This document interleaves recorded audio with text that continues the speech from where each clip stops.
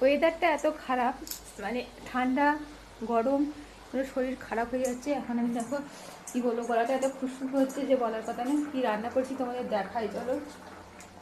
এখানে দেখো ভাত হয়েছে, ভাত আমি উপর দিয়েছি। ওরিও গরু দেখেছে চাচাচ্ছে। এখানে হচ্ছে ডিম আলু, একটু মানে কষা কষা টাইপের হবে।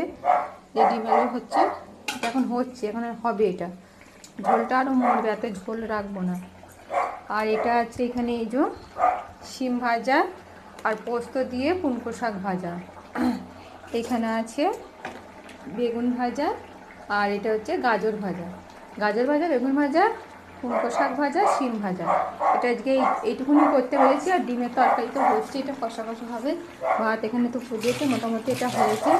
আর এখানে আছে আমার ওরিওর, এই যে এটা হচ্ছে শিম, গাজর, চিকেন, আলু এইসব দিয়ে একটা সেদ্ধ করেছি। ও খাবে, ওই জন্য আলাদা করেছি এটা সিদ্ধ। ব্যাস এটুকুনি দেখানোর ছিল। এখনকার মতো নাচছি, টাটা।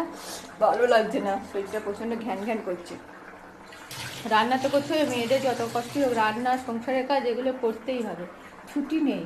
ছেলেরা একদিন কাজে ছুটি নিয়ে বাড়িতে বসে বসে খেতে পারবে, কিন্তু মেয়েদের ছুটি জিনিসটা নেই।